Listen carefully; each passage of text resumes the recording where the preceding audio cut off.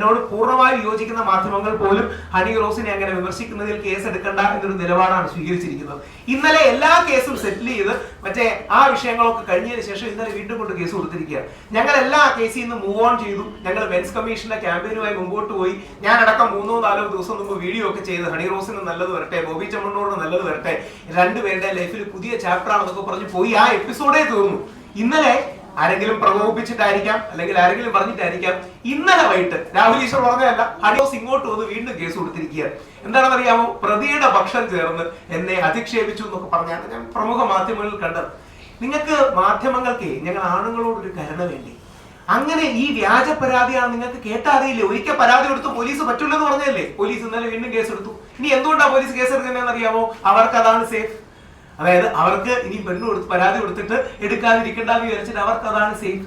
എനിക്കെതിരെ വനിതാ കമ്മീഷൻ കേസെടുക്കാൻ പറയുന്നു, യുവജന കമ്മീഷൻ കേസെടുക്കാൻ പറയുന്നു. ബഹുമാനപ്പെട്ട ഹൈക്കോടതി, രാഹുൽ ഈശ്വർ അല്ല, ഹൈക്കോടതിയുടെ വിധിന്യായത്തിൽ ഹൈക്കോടതി പറഞ്ഞിരിക്കുന്നത് അല്ലെങ്കിൽ ഒഫീസർ ഡിക്റ്റി ആയിട്ട് സ്റ്റേറ്റ്മെന്റ് ആയിട്ട് പറഞ്ഞത് you are A champion of men, പക്ഷെ നിങ്ങൾ എല്ലാവർക്കും വേണ്ടി നിങ്ങൾ പ്രവർത്തിക്കണം. ഹൈക്കോടതിയുടെ വാക്കുകളാണ്, എന്റെ അല്ല.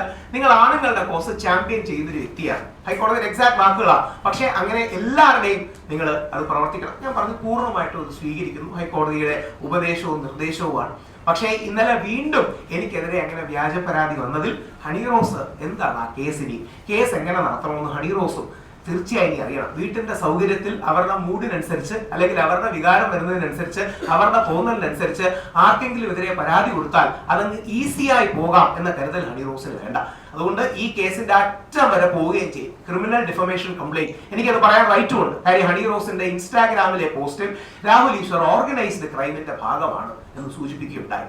അപ്പോൾ അതെന്റെ മാനനഷ്ടം, ഡിഫമേഷൻ ഉള്ള കാര്യമാണ്. ആ ക്രിമിനൽ ഡിഫമേഷന്റെ ഭാഗമായി ഹണി റോസിനെതിരെ കേസ് കൊടുക്കും. ഞാൻ തന്നെ അഡ്വക്കേറ്റ് ആണ്, ഞാൻ തന്നെ വാദിക്കും. ഹണി റോസിന് വേറെ ആരെങ്കിലും വെക്കേണ്ടി വരുമായിരിക്കും. ഞാൻ തന്നെ അഡ്വക്കേറ്റ് എക്സ് ജോൺ സാർ വഴിയാണ് കൊടുക്കുന്നത്. ഞാൻ തന്നെ ബാക്കിയുള്ള കേസിൽ പാർട്ടി ഇൻ പേഴ്സണായി അപ്പിയർ ചെയ്ത് വാദിക്കുകയും ചെയ്യും. യഥാർത്ഥത്തിൽ ഈ പത്രക്കുറിപ്പിലൊന്നും എന്റെ വ്യക്തിപരമായ കാര്യം കാണാത്തത് ഇന്ന് ഞാൻ നിങ്ങളുടെ ഉണ്ണികൃഷ്ണൻ സാറിനെ അടക്കം ഇവിടെ വിളിച്ച് ഇവിടുത്തെ ട്രഷറിയും ഒക്കെ വിളിച്ചിട്ട് ഒരു പത്രസമ്മേളനം ബുക്ക് ചെയ്തപ്പോൾ എനിക്കെതിരെ ഹണി റോസിന്റെ പരാതി വന്ന കാര്യം ഞാൻ അറിഞ്ഞിരുന്നില്ല.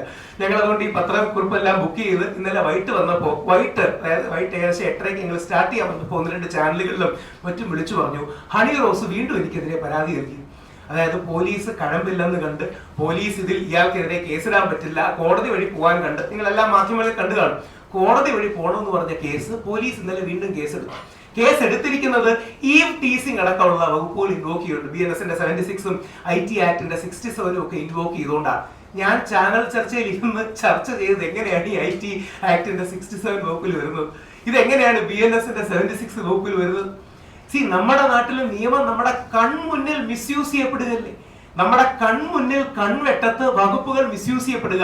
ബഹുമാനപ്പെട്ട ഹൈക്കോടതിയിൽ ഈ കേസ്, അതായത് 4 ദിവസം മുമ്പാണ് ഹൈക്കോടതി എന്റെ കേസ് തീർപ്പാക്കുകയും രാഹുൽ ഈശ്വറിനെ ഏതെങ്കിലും രീതിയിൽ അറസ്റ്റ് ചെയ്യണമെങ്കിലോ കോഴ്സീവ് ആക്ഷൻ എടുക്കണമെങ്കിലോ 2 ആഴ്ച നോട്ടീസ് കൊടുക്കണമെന്ന് ബഹുമാനപ്പെട്ട ഹൈക്കോടതിയിലെ PV കുഞ്ഞികൃഷ്ണൻ സാറിന്റെ ബെഞ്ച് 3-4 ദിവസം മുമ്പുള്ള വിധിന്യായം നടന്നിരിക്കുകയാണ്.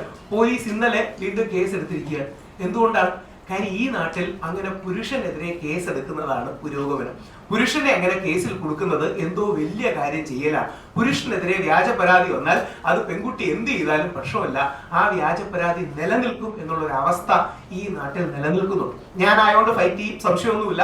ഈ പത്രസമ്മേളനത്തിൽ പറയാതെ ഇതിൽ എഴുതാത്ത ഒരു കാര്യം കൂടെ നിങ്ങളോട് സൂചിപ്പിക്കുകയാണ്. ഇന്ന് രാവിലെ അഡ്വക്കേറ്റിനോട് സംസാരിച്ച് എന്റെ ഹണി റോസിന്റെ പരാതിയോടുള്ള പ്രതികരണം, അതായത് ഹണി റോസിനോട് വളരെ ബഹുമാനത്തോടെ മാത്രമേ ഞാൻ ഡീൽ ചെയ്തിട്ടുള്ളൂ, ബഹുമാന പുരസ്സരം മാത്രമേ വിമർശനം നടത്തിയിട്ടുള്ളൂ. അവർ എനിക്ക് നേരെ പരാതി കൊടുത്താലും ഇല്ലെങ്കിലും അവർക്കെതിരെയുള്ള വിമർശനം കൂടുകയോ കുറയുകയോ ചെയ്തില്ല. കാര്യം ഹണി റോസ് എനിക്കെതിരെ പരാതി കൊടുക്കുന്നത് കൊണ്ടല്ലല്ലോ ഞാൻ ഹണി റോസിനെ വിമർശിക്കുന്നത്. പക്ഷേ ഹണി റോസിന്റെ ഈ പരാതി കൊടുക്കുമ്പോൾ ഞാൻ ഒരു കാര്യം ഉറപ്പിച്ചു, അതായത് ഈ വ്യാജ പരാതിയുടെ ഒരു ഇരയാണ് ഞാനും. അതുകൊണ്ട് ഹണി റോസും എന്താണ് കേസ് നടത്താൻ പോകുന്നതിന്റെ ബുദ്ധിമുട്ടെന്ന് അറിഞ്ഞിരിക്കണം. ഹണി റോസിനെതിരെ മാനനഷ്ടത്തിന് അഡ്വക്കേറ്റ് അലക്സ് കെ ജോൺ എറണാകുളത്തെ ഹൈക്കോടതിയിലെ അഭിഭാഷകനാണ് വഴി ഇന്ന് അവർക്കെതിരെ മാനനഷ്ടത്തിന് നോട്ടീസ് അയക്കും. അവർ എനിക്കെതിരെ ഉന്നയിച്ച ആരോപണങ്ങളായ ഓർഗനൈസ്ഡ് ക്രൈമിന്റെ ഭാഗമാണ് തുടങ്ങിയ കാര്യങ്ങൾ എന്നെ അപകീർത്തിപ്പെടുത്തി എന്ന് ചൂണ്ടിക്കാണിച്ചുകൊണ്ട് അവർക്കെതിരെ മാനനഷ്ടത്തിന് കേസ് കൊടുക്കും. അത് മാനനഷ്ടത്തിന് വക്കീൽ നോട്ടീസ് അയക്കും. അതോടൊപ്പം ക്രിമിനൽ ഡിഫമേഷൻ കംപ്ലൈന്റ് പോലീസിലും അതോടൊപ്പം കോടതിയിലും കൊടുക്കും. ഹണി റോസും അറിയണം എന്താണ് അപ്പുറത്തൊരു കേസ് വരുന്നതിന്റെ കാര്യം. ഈസി ആയിട്ട് അങ്ങനെ ഏതെങ്കിലും ആണിന് നേരെ വ്യാജ പരാതി കൊടുത്തിട്ട് രക്ഷപ്പെടാം എന്ന് വിചാരിക്കുന്ന ഒരു അവസ്ഥ ഈ നാട്ടിൽ ഇനി ഉണ്ടാകും. അതിന് എന്നെ തന്നെ ഉദാഹരണമാക്കി. കാര്യം എനിക്കെതിരെ ആ വ്യാജ കേസാണെന്ന്. ഒരുപക്ഷെ നമ്മുടെ നാട്ടിൽ പെട്ടെന്ന് നിങ്ങളുടെ എല്ലാം ഓർമ്മയിൽ വരുന്ന 2-3 കാര്യങ്ങളാണ് സൂചിപ്പിക്കുന്നത്. അതിലൊന്ന് മിനിഞ്ഞാന്ന് ജീവൻ ഒടുക്കിയ പീറ്ററാണ്. അപ്പോൾ ആ പീറ്റർ പറയുന്നത്, അച്ഛൻ എന്നോട് ക്ഷമിക്കണം, ഭാര്യയുടെ പീഡനം സഹിക്കാൻ വയ്യ, ഞാനതുകൊണ്ട് ആത്മഹത്യ ചെയ്യാൻ എൻ്റെ അവസാന ആഗ്രഹം എൻ്റെ ശവപ്പെട്ടിയുടെ മുകളിൽ എൻ്റെ ഭാര്യ എന്നെ ടോർച്ചർ ചെയ്യാൻ മരിച്ചതാണ് എഴുതി വെക്കണമെന്നാണ്. അദ്ദേഹത്തിന്റെ മരണം ഇന്നലെ എല്ലാ പ്രമുഖ മാധ്യമങ്ങളും വാർത്തയാക്കിയിട്ടുണ്ട്. തൊട്ടടുത്തുള്ള വാർത്ത 2 വർഷം മുമ്പുള്ളതാണ്. അത് ഇന്ത്യയിൽ തന്നെ പ്രമാദമായ ഒരു കേസാണ്. 7 വർഷം ഒരാൾ വ്യാജ കേസിൽ ജയിലിൽ കിടന്നു. 7 വർഷം. സാധാരണക്കാരനുമല്ല, കേന്ദ്രീയ വിദ്യാലയയിലെ സാറാണ്. 12ാം ക്ലാസ്സിൽ പഠിക്കുന്ന ഒരു കുട്ടി ഇദ്ദേഹത്തിനെതിരെ വ്യാജ പരാതി കൊടുത്തു. പോക്സോ അടക്കമുള്ള കാര്യങ്ങൾ കൊടുത്തു. ഇദ്ദേഹം തനിക്ക് മയക്കുമരുന്ന് നൽകി മയക്കി, ഇദ്ദേഹം തന്നെ റേപ്പ് ചെയ്തു, പ്രഗ്നന്റ് ആക്കി, അബോർട്ട് ചെയ്യിച്ചു. ഇതാണ് ഇദ്ദേഹത്തിനെതിരെയുള്ള വാർത്ത. എല്ലാം പ്രമുഖ ടൈംസ് ഓഫ് ഇന്ത്യ, മനോരമ, ലൈവിലോ അടക്കമുള്ളതിൽ എടുത്തു കൊടുത്തിരിക്കുകയാണ്. 7 വർഷത്തിന് ശേഷം കോടതി കണ്ടെത്തി ഈ കുട്ടി റേപ്പ് ചെയ്യപ്പെട്ടിട്ടില്ല, അബോർട്ട് ചെയ്യപ്പെട്ടിട്ടില്ല, പ്രഗ്നന്റ് ആയില്ല, അബോർട്ട് ചെയ്യപ്പെട്ടിട്ടില്ല. 7 വർഷം കഴിഞ്ഞാണ് ഇദ്ദേഹത്തെ വെറുതെ വിട്ടത്. ഇദ്ദേഹം 12ാം ക്ലാസ്സിലെ കുട്ടി, സ്കൂളിലെ എന്തോ മാർക്ക് പ്രശ്നം അടക്കമുള്ള കാര്യങ്ങളിൽ ഇവർ തമ്മിൽ തർക്കം ഉണ്ടായത് കൊണ്ട് ഈ വ്യാജ പോക്സോ കൊടുത്ത് 7 വർഷമാണ് ഒരാളെ ജയിലിൽ കിടന്ന് അവസാനം കോടതി നിരപരാധിയാണെന്ന് കണ്ടെത്തിയത്. തൊട്ടിപ്പുറത്ത് നമ്മുടെ എല്ലാം പെട്ടെന്ന് മനസ്സിൽ ഓർമ്മയുള്ള ശ്രീ രഞ്ജിത്ത് സാറാ, പ്രത്യേകിച്ച് ഈ ഭാഗങ്ങളിൽ കൂടിയുള്ളത്.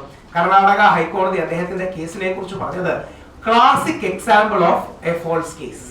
അതായത് ഇത് ക്ലാസിക് ഉദാഹരണമാണ് ഫോൾസ് കേസ്. 2015 തുടങ്ങിയ ഹോട്ടലിൽ വെച്ച് 2012 പീഡിപ്പിച്ചു എന്ന് പറഞ്ഞാണ് ഒരാള് കേസ് കൊടുത്തിരുന്നത്. ഇനി അടുത്തത് നമ്മുടെ നാട്ടിൽ ശ്രദ്ധിക്കപ്പെടാത്തത് പോയതുകൊണ്ടാണ് ഫ്രണ്ട് പേജിൽ കൊടുത്തത്. എല്ലാവരും ശ്രദ്ധിക്കേണ്ട ഒരു വാർത്ത ഈ 4ാമത്തെയാണ്. ഇതാണ് ഞങ്ങൾ ശ്രമിക്കുന്നതും ഞങ്ങളുടെ എത്താൻ ആഗ്രഹിക്കുന്നതും. യുപിയിലെ ഒരു കോടതി 1653 ദിവസം ഒരു സ്ത്രീക്ക് തടവ് ശിക്ഷ ലഭിച്ചു. 5.8 ലക്ഷം രൂപ ആ വ്യക്തിക്ക് ഫൈൻ മേടിച്ചു.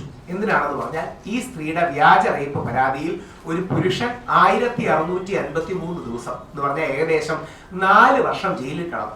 കോടതി അവസാനം ഇത് ഫോൾസ് കേസ് ആണെന്ന് കണ്ടെത്തി.